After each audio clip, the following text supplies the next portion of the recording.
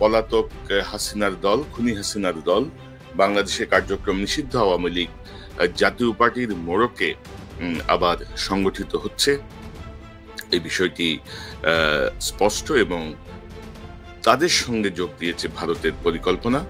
ভারতের পরিকল্পনা এক নতুন ছক হচ্ছে জাতীয় পার্টির মোড়কে খুনি হাসিনার অনুসারীরা আবার একত্রিত হবে। খুনি হাসিনার অনুসারীরা বাংলাদেশের জাতীয় নির্বাচনে অংশ নেবে এবং তাদেরকে প্রধান বিরোধী দল হিসেবে সংসদে বসানো হবে। প্রয়োজনে তাদেরকে এমনও হতে পারে যে ইলেকশন ইঞ্জিনিয়ারিং এর মাধ্যমে সেই পলাতক হাসিনার অনুসারীরা জাতীয় পার্টির মোড়কে আবার সরকার গঠন করে ফেলবে। তো এমন একটি পরিকল্পনা। এবং আপনারা জানেন যে সাম্প্রতিক সময়ে জাতীয় পার্টির একটি কাউন্সিল হয়েছে গত জুলাই শেষে। 9 আগস্টে নতুন কমিটি ডিক্লেয়ার করা হয়েছে। এমন একটি অবস্থা তৈরি করা হয়েছে যে এরশাদের ভাই জিএম কাদের, সে যেহেতু ভারতের সাথে তার যে সম্পৃক্ততা, তাকে বের করে দিয়ে তারা নতুন জাতীয় পার্টি করছে। তো এরশাদের ভাইয়ের সেই বক্তব্য আপনাদেরকে শোনাবো। তার আগে আমি একটু আপনাদেরকে দেখাতে চাই যে এই যে কাউন্সিলটা হলো জাতীয় পার্টির গত 30 জুলাই সম্ভবত, সেখানে 14 দলের অন্যতম শরিক আনোয়ার হোসেন মঞ্জু, যে হাসিনার সাথে যোগাযোগ মন্ত্রী ছিল, বিদ্যুৎ মন্ত্রী ছিল, হাসিনার ফ্যাসিস্ট হাসিনার অন্যতম সহযোগী, মঞ্জুর একটা বক্তব্যটা একটু আপনারা শোনেন। কোথায় আমেরিকায় ছিল, কোথায় লন্ডনে ছিল, কোথায় জাপানে ছিল, তাদেরকে আইনা বই লেখাইতেছে, সংস্কার করতেছে। অনেকভাবে আমাদেরকে অপমান করা হয়েছে, এই জাতিকে অপমান করা হয়েছে, কিন্তু এইবার যেভাবে অপমান করছে এটা ইতিহাসে লেখা থাকবে। কোথায় আমেরিকায় ছিল, কোথায় লন্ডনে ছিল, কোথায় জাপানে ছিল, তাদেরকে আইনা বই লেখাইতেছে, সংস্কার করতেছে। আরে বেটা হালার হালা বাস্তবায়ন করবে কে? ঠিক আছে, সে যাই হোক, আমরা যে রাজনীতি করছি ভয় দেখায় আমাদের, আঙ্গুল ভেঙে দেবো। আসসালামু আলাইকুম দর্শক, নতুন একটি খবরে আপনাদের সবাইকে স্বাগতম। আশা করছি আপনারা ভিডিওর শুরুটা দেখেই বুঝতে পেরেছেন আজকের নিউজটা ঠিক কতটা গুরুত্বপূর্ণ হতে চলেছে এবং ঠিক কোন দিকটাকে ইঙ্গিত করছে। তাই বলবো দর্শক, যারা ভিডিওটি দেখতে শুরু করেছেন তারা অবশ্যই নিউজটি না টেনে সম্পূর্ণ মনোযোগ সহকারে দেখবেন, তাহলে এই বিষয় সম্পর্কে আসল তথ্যগুলো জানতে বা বুঝতে পারবেন। তো প্রিয় দর্শক, আমি আর কথা বাড়াবো না। ভিডিওর শুরুতে আপনাদের যেই ভিডিওগুলোর অংশবিশেষ দেখিয়ে শুরু করেছিলাম সেই ভিডিওগুলোর বিস্তারিত আলোচনা দেখব। তবে তার আগে অনুরোধ, যারা এখনো চ্যানেলটি সাবস্ক্রাইব করেননি সকলে চ্যানেলটি সাবস্ক্রাইব করে পাশে থাকা বেল আইকন বাজিয়ে দিন, আর যারা ইতিমধ্যে সাবস্ক্রাইব করে রেখেছেন তাদেরকে অসংখ্য ধন্যবাদ। প্রিয় দর্শক, চলুন একটি লাইক দিয়ে আমরা ধারাবাহিকভাবে সবগুলো ভিডিওর বিস্তারিত আলোচনা দেখে আসি। কি যে কয় আমি বুঝি না পোলাপানেরা, তাই না?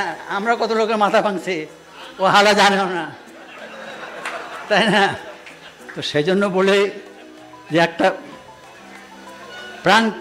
প্রান্তিক পর্যায়ে আমরা চলে এসেছি। এখন মনে হয় একটা শেষ খেলা হবে। দ্বন্দ্ব এখন অনিবার্য। বাংলা একটা কথা আছে, ভাত দেওয়ার মুরাদ নাই কিলানে গুসাই। মেয়েরা বড় বড় কথা দাও, সবাই নাকি আমরা সৌরচর হয়ে গেছি। আলার পালা তো গণতন্ত্র শিখছে কার কাছ থেকে? তো আমি গণতন্ত্র শিখাইছি বেটা, তোর বাবা শিখা কবে বুঝতে হবে। তারা যে ভাষায় কথা বলে আমরাও সেই ভাষায় কথা বলতে জানি, কিন্তু কথা বলো ভয় দেখায় দেশ চালায়। এটা কোনো কথা হলো? এই সরকার না, সব সরকার। অন্ধকার চিরদিন থাকবে না, এই পোলাপনের কথা চিরদিন শুনতে হবে না। তাদের সময় আসবে, তখন তারা করে দেখাও। আমার এসে গুতায় কেন, আমার দিয়ে করাতে চায় কেন? তো সেই জন্য ভুল হয়ে গেছে আমার মনে হয়। এবার পরিবর্তনের পর ভাইসে এই দেশে আমরা কথা বলার সময় মুখ সামলায় বলবেন, বুঝছেন? কথা বলি না বলে বলতে পারি না সেটাকে কেন মনে করেন? তাই বলে বাপ মা তোমাদের সম্মানবোধ শেখায় নাই, মুরব্বীদের সাথে কীভাবে কথা বলতে হয় সেটা তোমাদের শেখায় নাই। সেই জন্য আমি বলি সংঘাত অনিবার্য, হবেই সংঘাত। এই সংঘাতে যারা পারবেন তারা টেকবেন, যারা পারবেন না তারা কেটে পড়েন। আমি কেটে পড়ার সময় আছে। তো বুঝতে পারছেন যে জুলাই বিপ্লবের ছাত্র আন্দোলনকারীদের প্রতি তার যে অবজ্ঞা, তার যে ভাষা এবং তার কথাতে আপনি বুঝতে পারছেন যে এই এরশাদের এই অনুসারী ফ্যাসিস্ট হাসিনার অন্যতম দোসর এবং এই দুর্নীতিবাজ, মহা দুর্নীতিবাজ এই আনোয়ার হোসেন মঞ্জু, সে কি ভাষায় কথা বলছে এবং সংঘাতের যে কথা বলছে তার একটি সূচনা আপনারা গতকাল দেখেছেন। জাতীয় পার্টির এবং গণ অধিকার পরিষদ মিলে, অর্থাৎ একটি পরিকল্পিত ভাবে একটি অস্থিতিশীলতা তৈরির জন্য এটি কাজ চলছে এবং মঞ্জুর এই কথায় আপনারা নিশ্চয়ই বুঝতে পারছেন। তো এই মঞ্জু আবার ধরেন গত এই জুলাইয়ের পরপর যে আপনার যে হাসিনা পালিয়ে যাওয়ার পর মঞ্জুকে কিন্তু পুলিশ গ্রেপ্তার করেছিল। আমি যদি আপনাদেরকে সংবাদ থেকে দেখাই, এটি হচ্ছে বাংলা ট্রিবিউনের সংবাদ। জিম্মা জামিনে মুক্তি পেলেন আনোয়ার হোসেন মঞ্জু। ৩রা সেপ্টেম্বর ২০২৪ সংবাদ, অর্থাৎ হাসিনা পালিয়েছে ৫ই আগস্ট। ৩রা সেপ্টেম্বর তাকে গ্রেপ্তার করা হয় এবং বলা হচ্ছে যে বিকেলে রাজধানী ধানমন্ডি এলাকা থেকে আনোয়ার হোসেন মঞ্জুকে আটক করে ঢাকা গোয়েন্দা ডিবি পুলিশ পরে মিন্টু রোড ডিবি কার্যালয়ে নিয়ে যাওয়া হয়। বিষয়টি নিশ্চিত করে ডিবির যুগ্ম পুলিশ কমিশনার উত্তর রবিউল হোসেন ভূঁইয়া জানিয়েছিলেন, আনোয়ার হোসেন মঞ্জুকে আটক করা হয়েছে, তার বিরুদ্ধে হত্যা সহ ৫ থানায় মামলা রয়েছে এবং এর পরপরই অর্থাৎ বিকেলে তাকে অ্যারেস্ট করায় এবং রাতের বেলায় তাকে ছেড়ে দেওয়া হয় জিম্মানামায় বলা হয়েছে আনোয়ার হোসেন মঞ্জু শারীরিকভাবে গুরুতর অসুস্থ এবং বয়োবৃদ্ধ বিধায় তাকে আদালত ও তদন্তকারী কর্মকর্তা কর্তৃক ভবিষ্যতে তলব করা মাত্র নির্ধারিত তারিখ ও সময়ে নির্ধারিত স্থানে হাজির করতে বাধ্য থাকব।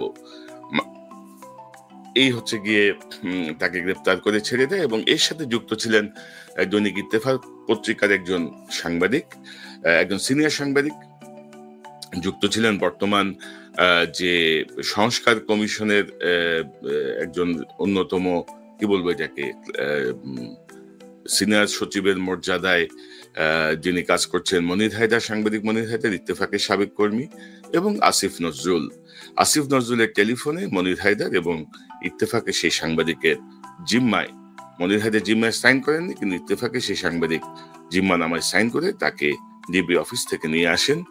এখন তার যে বক্তব্য, সেই বক্তব্য কি মনে হচ্ছে আনোয়ার হোসেন মঞ্জু বয়োবৃদ্ধ এবং অসুস্থ? সে তার ল্যাঙ্গুয়েজটা আপনারা খেয়াল করেছেন? প্রয়োজনে আবার একটু টেনে পরে শুনবেন।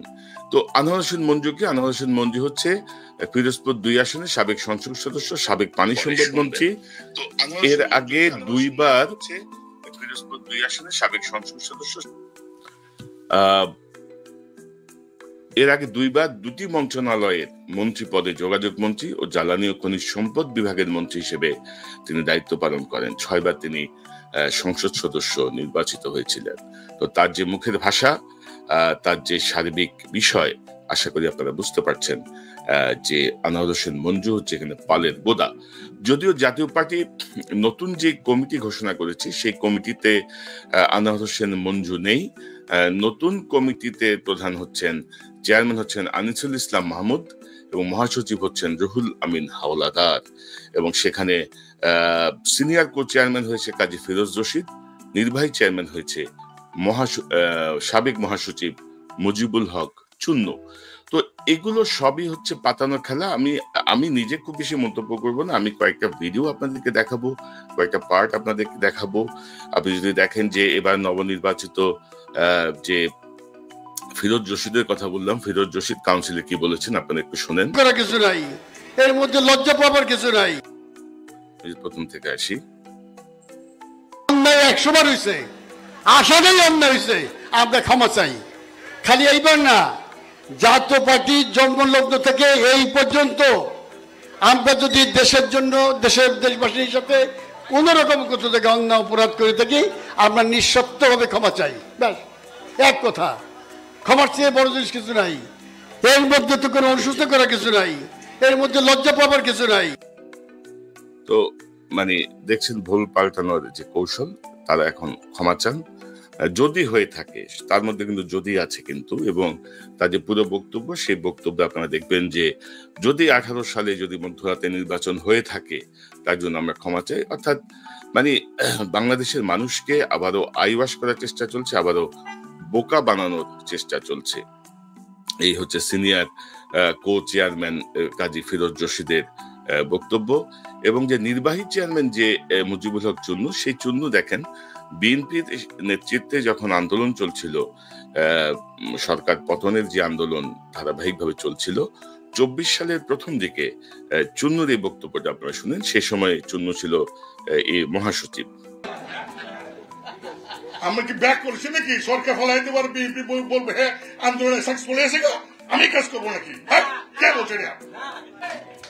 আমি সরকার ফলাই দিলে কে ব্যাক করলো করে ব্যাক কর, সরকার ফলাই দিলে বিএনপি বলবো যে সাকসেসফুল হয়েছে। তো বুঝতে পারছেন যে চুন্নুর বক্তব্য এবং তার মানসিকতা, সে হচ্ছে এই অংশের, অর্থাৎ নতুন যে কাউন্সিল, সেই কাউন্সিলের নির্বাহী চেয়ারম্যান হচ্ছে এই মুজিবুল হক চুন্নু। এবং এই পুরো বিষয়টাতে জিএম কাদেরকে তারা, আমি প্রথমেই বলছিলাম যে জিএম কাদেরকে নিয়ে তারা এক ধরনের নাটক করছে। জিএম কাদের একটি বক্তব্যটা অনেকেই শুনেছেন, আমি তো আবার আপনাদেরকে শোনাই। বলতে পারবো না। আর নির্বাচনের বিষয়ে ওনার একটা ভালো, ভারত সরকারের আমন্ত্রণে সেখানে গিয়েছিলাম। ওখানে বেশ কয়েকজন গুরুত্বপূর্ণ ব্যক্তির সাথে আমার খোলামেলা আলাপ আলোচনা হয়েছে। তবে সেই আলাপ আলোচনা কার কার সঙ্গে হয়েছে এবং কি বিষয় নিয়ে হয়েছে, এগুলো বিষয়ে আমি বিস্তারিত কিছু বলতে পারবো না, কেননা আলাপগুলো ওইভাবেই করা হয়েছে। ওনারা যদি কোনো প্রকাশ করতে চান করবেন, আমার পক্ষ থেকে ওনাদের পারমিশন ছাড়া আমি কোনো কথা বলতে পারবো না। আর নির্বাচনের বিষয়ে ওনারা একটা ভালো নির্বাচন দেখতে চান বাংলাদেশে, সময় মতো যেন হয়, এবং নির্বাচনের আগে এবং পরে যেন কোনো সহিংসতা, সাধারণ মানুষের জীবনযাত্রা যাতে একটা অনিশ্চিত কিছু না হয়, এই ধরনের ওনারা মনে করেন যে এটা হলে ওনারা খুশি হবেন। কেন ওনাদের বিভিন্ন ধরনের এখানে অনেক ধরনের বিনিয়োগ আছে, ওনাদের অনেক কিছু এখানে ওনারা আশা করছেন ভবিষ্যতে, এবং এখানকার থেকেও তারা আশা করেন যে বাংলাদেশের সঙ্গে সুসম্পর্ক থাকলে এবং বাংলাদেশ যদি স্থিতিশীল এবং সার্বিকভাবে। তো বুঝতে পারছেন জিএম কাদেরের যে ভারত প্রীতি, ভারতের দালালি, এর সাথে ধারাবাহিকতা তার ভাই জিএম কাদের ধরে রেখেছিল। যেহেতু তার এই বক্তব্যটি আসলে মানুষের মনে একটা বিরূপ প্রতিক্রিয়া সৃষ্টি করেছে, এই জন্য এই কাউন্সিলকে নিয়ে একটা নাটক করা হয়েছে যে তারা জিএম কাদেরকে বাদ দিয়েছে। জিএম কাদেরকে বাদ দিয়ে তারা নতুন ভাবে জাতীয় পার্টিকে সংগঠিত করছে। এবং আপনারা ইতিমধ্যে দেখেছেন ফিরোজ কাদের ক্ষমা চায়, চুন্নুর আগের বক্তব্য শুনেছেন। এবং এই কমিটির যে মহাসচিব আনিসুল ইসলাম, ব্যারিস্টার আনিসুল ইসলাম মাহমুদের সাথে যে মহাসচিব রুহুল আমিন হাওলাদারকে নিয়ে আমি গত বছর একটি ভিডিও করেছিলাম, গত বছর একটি ভিডিও বানিয়েছিলাম। সেই ভিডিওটি আমি আপনাদেরকে একটু দেখাই, আমার এখানে আছে সেই ভিডিওটি। যদি আমি আপনাদেরকে দেখাই তাহলে আপনারা বুঝতে পারবেন যে এই রুহুল আমিন হাওলাদার আপনার ভারতীয় হাই কমিশনার হর্ষবর্ধন শ্রিংলার নামে তার এলাকায় একটি সড়কের নামকরণ করেছেন। আপনারা আমার সেই ভিডিও থেকে একটু যদি শোনেন তাহলে ক্লিয়ার হবে। ছড়ে এই সংখ্যাটি অনেক বেড়েছে। দর্শক, গত 7ই আগস্ট 2023 বরিশালের বাকেরগঞ্জ উপজেলায় 3 কিলোমিটার রাস্তা, কলসকাঠি থেকে ডিঙ্গামানিক সড়কের 3 কিলোমিটার ভারতের সাবেক হাই কমিশনার বাংলাদেশে নিযুক্ত হর্ষবর্ধন শ্রিংলার নামে নামকরণ করা হয় এবং সেটি উদ্বোধন করেন জাতীয় পার্টির কো চেয়ারম্যান রুহুল আমিন হাওলাদার এবং তার স্ত্রী, সে সময়কার সেই এলাকার এমপি নাসরিন জাহান রত্না। এই উদ্বোধনের ঘটনাটি ঘটে 7ই আগস্ট 2023, কিন্তু এটি পত্রিকার সংবাদে আসে 19 আগস্ট। এবং অত্যন্ত বিস্ময়কর ভাবে দেখা যায় এই বিষয়টি নিয়ে তেমন কোনো আলোচনা দেখা যায়নি, যদিও পত্রিকায় লেখা হয়েছিল হর্ষবর্ধন শ্রিংলার নামে সড়কের নামকরণ জানেন না ইউএনও। এটি হচ্ছে 19 আগস্ট 2023 ডেইলি স্টার বাংলার একটি সংবাদ। এবং ইন্টারেস্টিং বিষয় হচ্ছে যে বাংলাদেশের যে আইন, সেই আইনে বিদেশি কারো নামে সড়কের যদি নামকরণ করতে হয় তাহলে সেক্ষেত্রে সরকারের সর্বোচ্চ পর্যায় থেকে একটি অনুমোদন লাগে। এটি নিয়ে আপনি যদি দেখেন ডেলিস্টার রিপোর্টের নামকরণ, তারা বলছেন নামকরণের বিষয়ে জানতে চাইলে এমপি নাসরিন জাহান ও রুহুল আমিন হাওলাদার বলেন, এখানে পাক আর্মি গুলি করে হিন্দুদের হত্যা করে। এই জায়গাটি পরিদর্শনের জন্য ভারতের সাবেক হাই কমিশনার এসেছিলেন, তার স্মরণে বাংলাদেশে ভারতের বন্ধুত্বের নিদর্শন হিসেবে হর্ষবর্ধন শৃঙ্গলার নামে ফলকটি লাগানো হয়। এবং আমরা যদি আরেকটি পত্রিকায়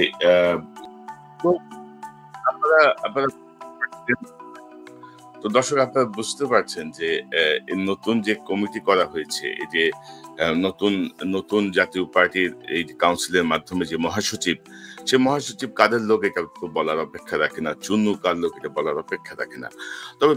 তবে চেয়ারম্যান যিনি ব্যারিস্টার আনিসুল ইসলাম মাহমুদ, তিনি আবার একটি গভীর জলের মাছ, তার বিষয়ে একটু কাজ করছি। তিনিও ফ্যাসিস্টদের অন্যতম সহযোগী।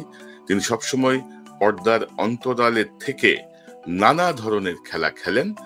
তো সেই বিষয়টি নিয়ে আমরা বিস্তারিতভাবে আলোচনা করতে চাই।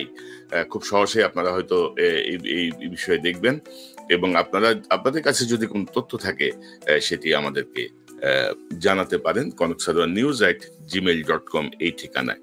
তো জাতীয় পার্টির ধরেন কেউ আবার এই সম্মেলনে ফ্যাসিস্ট রেজিম ইত্যাদি ইত্যাদি হাসিনার বিপক্ষে দুই একটা লাইন বলার চেষ্টা করেছে, জাস্টিফাই করার চেষ্টা করেছে। আপনি যদি মুজিবুল হক চুন্নুর নির্বাচনের পোস্টার দেখেন, সেখানে দেখবেন যে জাতীয় পার্টি মনোনীত ও আওয়ামী লীগ সমর্থিত সংসদ সদস্য হিসেবে মুজিবুল হক চুন্নু তার পোস্টার ছাপিয়েছিল। আবার আমি যদি আরেকটা পোস্টার দেখাই, জেনারেল মাসুদ উদ্দিন চৌধুরী ফেনী 3-এর এমপি মহাজোট মনোনীত প্রার্থী, সেখানে সে তার এখানে জিএম কাদেরের ছবির পাশে এখানে বড় করে হাসিনার ছবি দিয়েছিল। অর্থাৎ জাতীয় পার্টি হচ্ছে হাসিনার যে ফ্যাসিস্ট রেজিম, হাসিনার যে গুম খুন অত্যাচার এবং যে গণহত্যা সে চালিয়েছিল ছাত্র জনতার উপরে, শেষ দিন পর্যন্ত তারা হাসিনাকে সমর্থন করে গেছে, শেষ দিন পর্যন্ত তারা হাসিনাকে টিকিয়ে রাখতে চেয়েছে। এখন তারা চাচ্ছে ভারতের নির্দেশে, ভারতের পরিকল্পনায় নতুন রূপে নতুন ভাবে আবির্ভূত হয়ে পলাতক হাসিনার অনুসারীদের, খুনি হাসিনার অনুসারীদের জাতীয় পার্টিতে ঠাঁই দিয়ে একটি নির্বাচনে অংশগ্রহণের মাধ্যমে আরেকটি অধ্যায়ের সূচনা করতে। সরকার আওয়ামী লীগের কার্যক্রম নিষিদ্ধ করলেও কোনো এক অজানা কারণে জাতীয় পার্টির ব্যাপারে তাদের কোনো পদক্ষেপ দেখা যাচ্ছে না, এবং ভিপি নূরের দলের পক্ষ থেকে দাবি করা হচ্ছে যে জাতীয় পার্টি এবং জিএম কাদেরের ব্যাপারে তাদেরকে কথা না বলতে সেনাবাহিনীর পক্ষ থেকে নির্দেশনা দেওয়া হয়েছিল। নূর যেহেতু সেই নির্দেশনা মানেন নাই, সেহেতু এই বর্বরচিত হামলার ঘটনা ঘটেছে এবং নূরকে পেটানো হয়েছে। তো এখন আমার বলার কিছু নাই, আমি আপনাদেরকে কিছু ভিডিও ক্লিপস এবং কিছু আনুষঙ্গিক তথ্য তুলে ধরলাম। এখন আপনারা যা ভালো মনে করেন, আপনারাই বুঝতে পারছেন যে পরিস্থিতি কি, কোন দিকে যাচ্ছে। নতুন কৌশলে নতুন ভাবে হাসিনার দল আবার ক্ষমতায় আসার চেষ্টা করছে, এবং ভেরি আনফরচুনেটলি এই হাসিনাকে টিকিয়ে রাখার জন্য যে মহিলাটি পেছনে কাজ করেছে রওশন এরশাদ, সেই রওশন এরশাদও কিন্তু ধরাছোঁয়ার বাইরে। তার বয়সজনিত কারণে তাকে সবাই উদার ক্ষমার দৃষ্টিতে দেখছেন, কিন্তু বাংলাদেশে যে গুম খুন এবং জনগণের যে ভোটাধিকার যে কেড়ে নেওয়া হয়েছে, তার পেছনে এই মহিলার লোভ অনেকাংশে দায়ী। বিশেষ করে 14 সালের নির্বাচনে আপনারা জানেন যে এরশাদ সাহেব একরকম রাজি ছিলেন, তিনি নির্বাচনে যাবেন না, কিন্তু এই মহিলা 35 কোটি টাকা নগদ নিয়ে বেইমানি করে হাসিনার পেছনে এসে দাঁড়ায়, জনগণের সঙ্গে বেইমানি করে। তো জাতীয় পার্টির একটি বেইমানের দল, জাতীয় পার্টি প্রতিবেশী ভারতের দ্বারা পরিচালিত একটি দল, তাদের সকল কিছু ভারতের দ্বারা নিয়ন্ত্রিত। এবং আমি তো বলবো যে আনোয়ার হোসেন মঞ্জু সহ যেসব ক্রিমিনাল এখন আবার ভোল পাল্টিয়ে অন্য ঢঙে কথা বলার চেষ্টা করছে, এখনো যারা ছাত্র জনতাকে হুমকি দিচ্ছে, এখনো যারা ফাইনাল খেলার ওয়ার্নিং দিচ্ছে, তাদের ব্যাপারে কার্যকর এবং দ্রুত আইনগত পদক্ষেপ দর্শক, আশা করি সবগুলো ভিডিওই আপনি মনোযোগ সহকারে দেখেছেন। সেই সাথে দর্শক, এই ভিডিওগুলো সম্পর্কিত যদি কোনো তথ্য বা মতামত থাকে তাহলে অবশ্যই কমেন্টস করে জানিয়ে দিন। এতক্ষণ সাথে থাকার জন্য ধন্যবাদ। আবার দেখা হবে আগামী ভিডিওতে কোনো নতুন টপিকস নিয়ে। সকলের সুস্বাস্থ্য কামনা করে বিদায় নিচ্ছি। আল্লাহ হাফেজ।